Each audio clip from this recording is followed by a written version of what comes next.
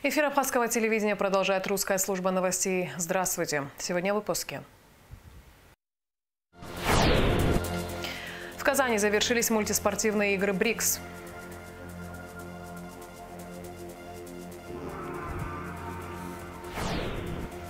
В Гагарском районе прошли рейдовые мероприятия по выявлению нарушений миграционного законодательства.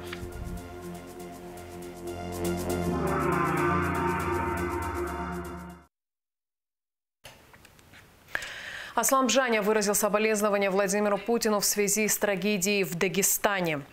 Республика Абхазия решительно осуждает любые формы терроризма и выражает слова поддержки жителям Республики Дагестан. Желаю стойкости родным и близким погибших, скорейшего восстановления пострадавшим, говорится в тексте соболезнования.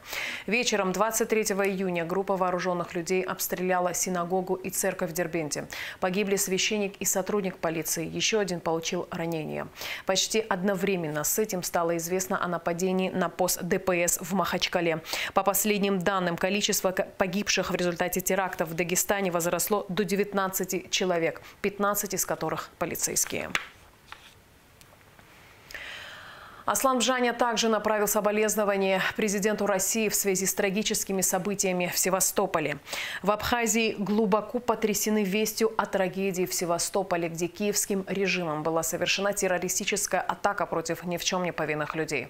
Погибли мирные жители, среди них маленькие дети. Искренне разделяю с севастопольцами скорбь по погибшим и желаю скорейшего выздоровления раненым. Уверен, совершившие это ужасное преступление понесут неизбежное наказание, отметил президент Абхазии.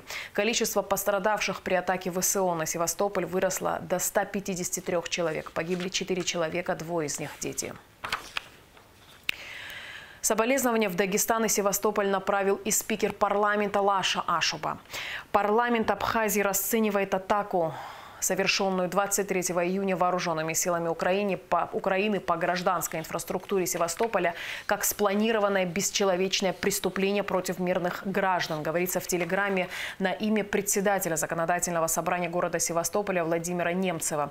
В письме, направленном председателю Народного собрания Республики Дагестан Зауру Аскиндерову, Лаша Ашуба выразил уверенность, что попытки деструктивных сил внести межрелигиозный и межнациональный разлад в общество Дагестана обречены на провал.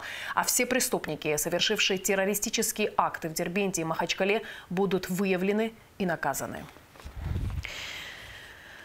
Сотрудники уголовного розыска МВД Абхазии установили всех 7 участников перестрелки, которая произошла 23 июня у автомобильного въезда на территорию КПП ПСО. Задержаны 3 граждан. Еще один подозреваемый задержан на территории России и будет передан абхазской стороне в установленном порядке.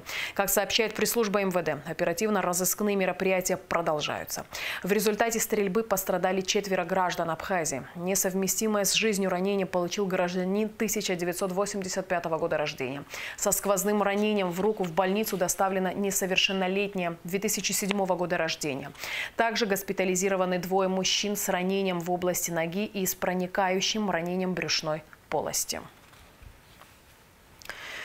Более 8,5 килограммов наркотиков изъяли сотрудники наркоконтроля МВД. На этот раз был задержан непосредственно организатор канала с поличным при сбытии оптовых партий наркотиков в лесном массиве у реки Гумиста. Репортаж пресс-службы МВД. Убийственное зелье для потребителей и еще не вовлеченных в состояние наркозависимости людей. Оно же источник миллионной прибыли на наркоторговцев. Очередную сеть поставки наркотического средства в Абхазию выявили сотрудники ОКОН МВД. На этот раз сотрудниками наркоконтроля задержан непосредственно организатор канала. Задержан с поличным при сбытии оптовых партий наркотиков в лесном массиве у реки Гумиста. Более 1500 свертков предназначались для последующего распространения путем так называемых закладок. В экспертно-криминалистическом центре МВД уже готовы результаты исследования изъятого вещества. Это сильнодействующее наркотическое средство мефедрон, масса которого составила более 8,5 килограммов. В отношении задержанного гражданина Российской Федерации, жителя города Санкт-Петербург, решается вопрос о возбуждении уголовного дела.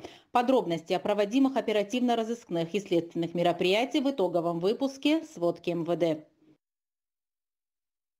23 иностранных гражданина, пребывающих в Абхазии, в нарушении миграционного законодательства выявлены в ходе рейда в Гагарском районе. 5 человек выдворены из республики за нарушение режима пребывания на территории нашей страны. Подробности в следующем материале. В поселке Бзы проведен рейд с целью обеспечения режима пребывания иностранных граждан и лиц без гражданства на территории Республики Абхазия и миграционного законодательства. Профмероприятие осуществили сотрудники УВД по Гагарскому району совместно с районным отделом службы госбезопасности и территориальным подразделением Государственной миграционной службы.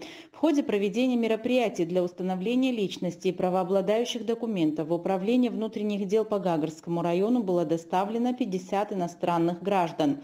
В результате проверки установлено, что 23 гражданина пребывают на территории республики в нарушении установленного режима. В частности, за нарушение части 1 статьи 172 прим. 4 Кодекса об административных правонарушениях Республики Абхазия 18 граждан, согласно постановлению Гагарского районного суда, подвергнуты взысканиям в виде штрафов.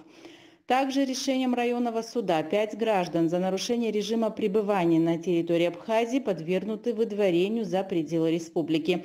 Системные проверки будут продолжаться.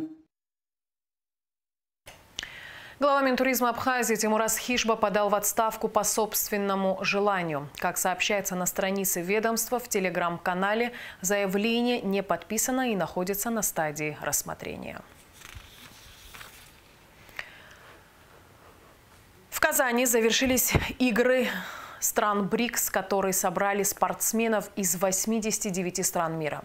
Абхазия выступала в этом масштабном спортивном мероприятии под своим флагом, что, безусловно, вызывало особые эмоции как у участников соревнований, так и у болельщиков.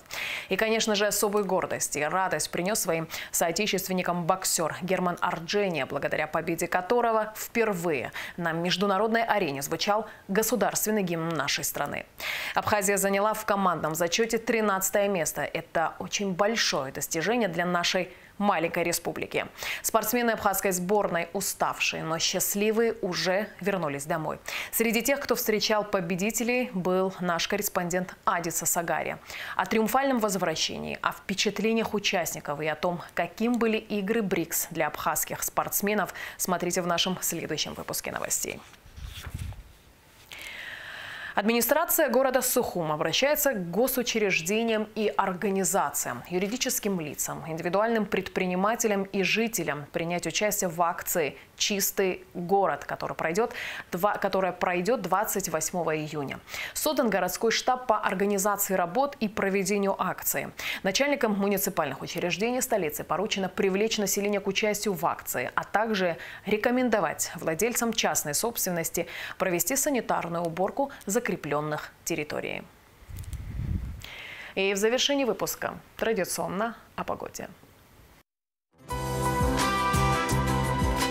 По сообщению Гидрометцентра, во вторник, 25 июня, на территории Абхазии ожидается переменная облачность без осадков. Местами ночью и утром возможен туман. Температура воздуха ночью плюс 17-22, днем 25-30 тепла. Температура морской воды плюс 25.